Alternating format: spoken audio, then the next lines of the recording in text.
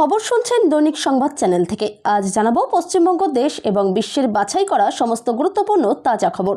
শুরুতেই জানিয়ে দেব সংবাদ শিরোনাম। উত্তর 24 পরগনা থেকে মালদহ কি বিপদে? শুভেন্দুর পোস্ট করা ইনফোগ্রাফিক ঘিরে তোলপাড় বাংলা। এই প্রথম মমতাকে লড়তে হবে সংখ্যালঘু ভোট ভাগের একাধিক সমীকরণের বিরুদ্ধে। পুঁজি অটুট রাখাই তৃণমূলের প্রধান চ্যালেঞ্জ। তারেকের শান্তিবাণীতেও কাজ হলো না, বাংলাদেশে 2 শতাধিক নির্বাচন পরবর্তী হিংসা, নিহত 3। লাঠি দিয়ে মারের পর মার, সঙ্গে ঘাড় ধাক্কা, স্বামীকে আগলানোর চেষ্টা স্ত্রীর, বেকার ভাতার আবেদনে গিয়ে আটক যুবক। রাজু নস্করকে তার গ্রেপ্তারি নিয়ে কেন শোরগোল তৃণমূলে?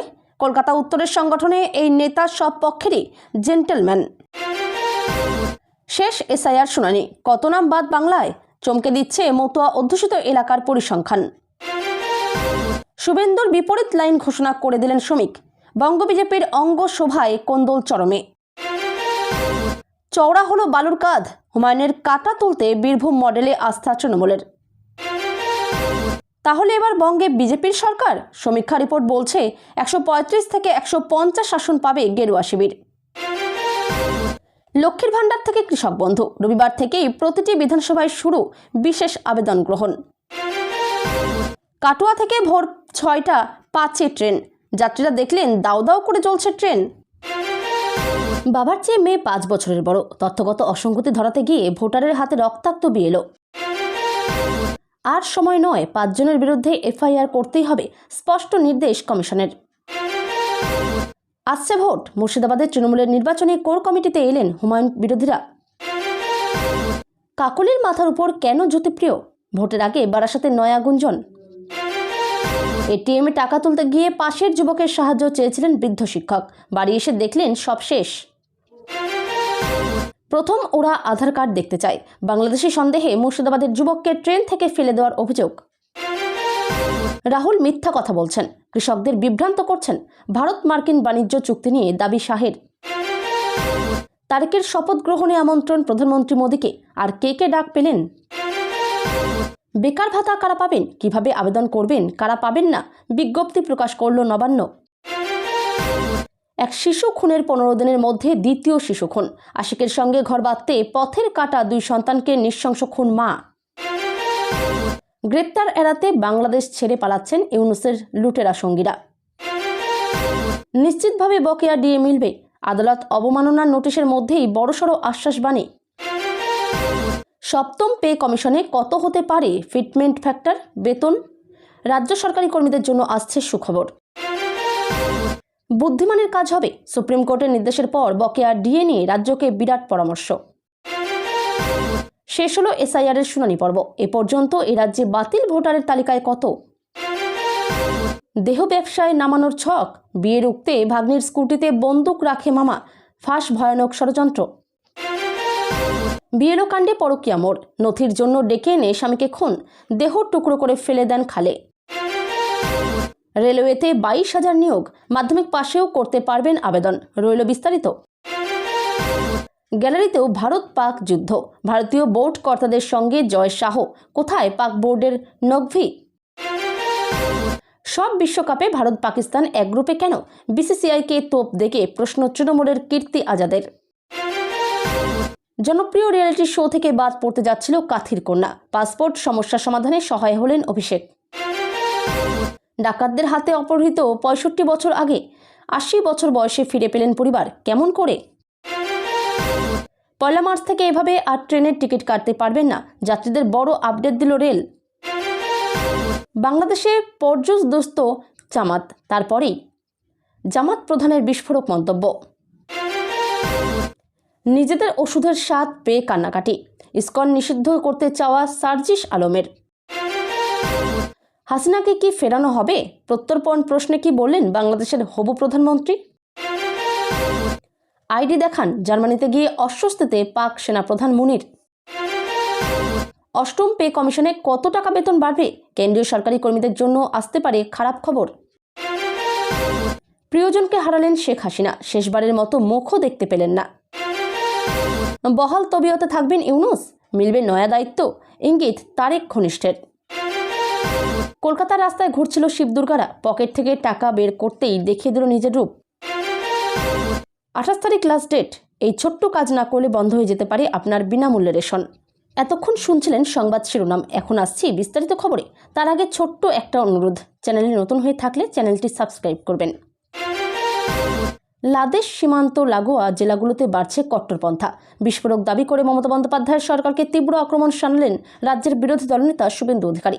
সোশ্যাল মিডিয়ায় একটি বিস্তারিত তথ্যচিত্র বা ইনফোগ্রাফিক শেয়ার করে তিনি দাবি করেছেন, বাংলাদেশের সাতক্ষীরা থেকে রংপুর পর্যন্ত বিস্তৃত কট্টরপন্থী সংগঠনগুলোর প্রভাব এখন পশ্চিমবঙ্গকেও গ্রাস করতে চাইছে।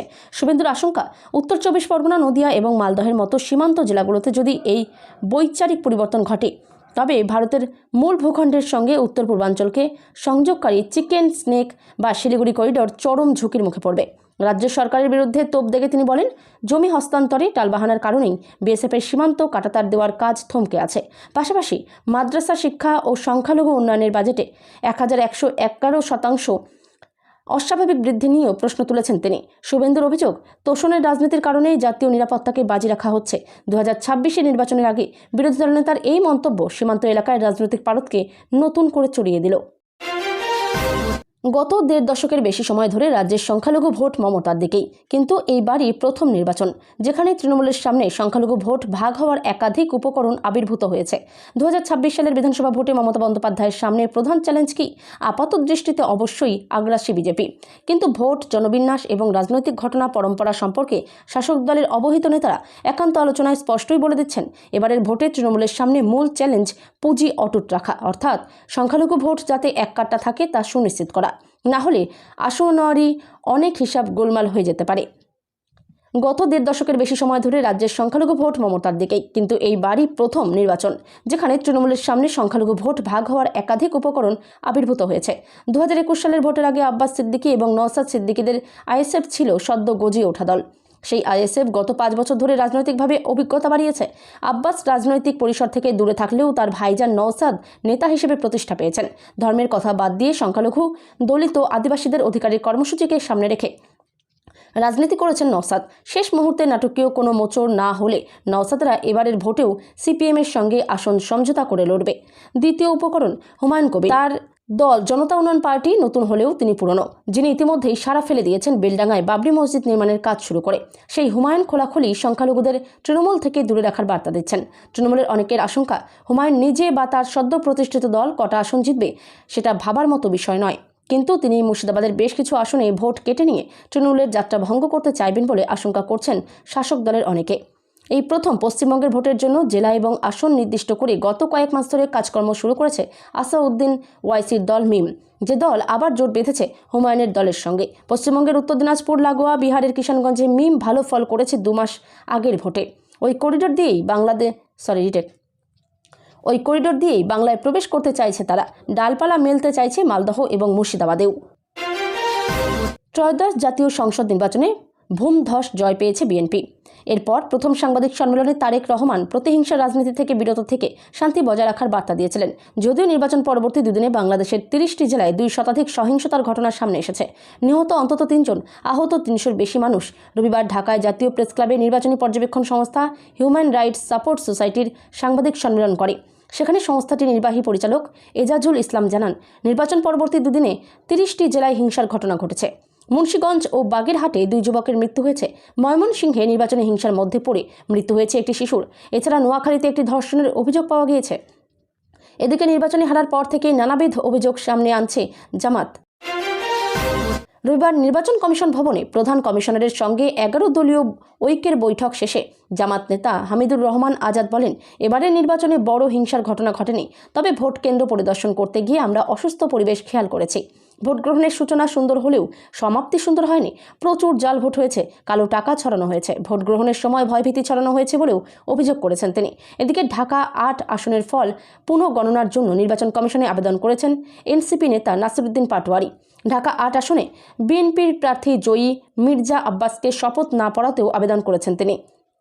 এসব কিছুর মধ্যে পাটোয়ারি ফেসবুক পোস্টে লিখেছেন, আমাদের লড়াই আগের চেয়ে আরও শক্তিশালী হবে।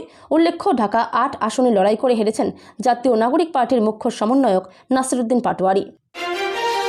স্বামীকে আঁকড়ে রেখেছেন স্ত্রী, কিন্তু পারছেন না, কারণ তার স্বামীকে ঘিরে রেখেছে পুলিশ। কেউ মাথায় মারছে, কেউ পায়ে, কেউ গায়ে। মারের পর মার চলছে। বেকার ভাতা নিতে গিয়ে কার্যত জুটল লাঠি। ঘটনাটি ঘটেছে উত্তর দিনাজপুরের চোপড়ায়। প্রাথমিকভাবে জানা যাচ্ছে ওই যুবককে আটক করেছে পুলিশ।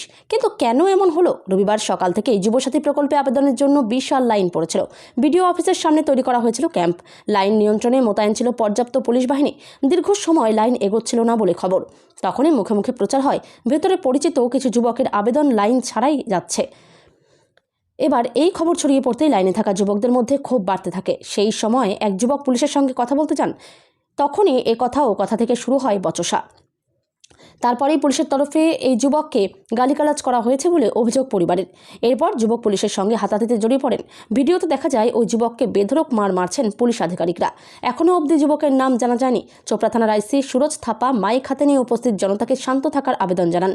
প্রশাসন সূত্রের খবর, বর্তমানে পরিস্থিতি নিয়ন্ত্রণে আছে। আগত এক ব্যক্তি বলেন, পাবলিকের সঙ্গে পুলিশের ঝামেলা হচ্ছে, রাস্তাঘাট আটকে ছিল, সেই নিয়ে বোধহয় গন্ডগোল হচ্ছে।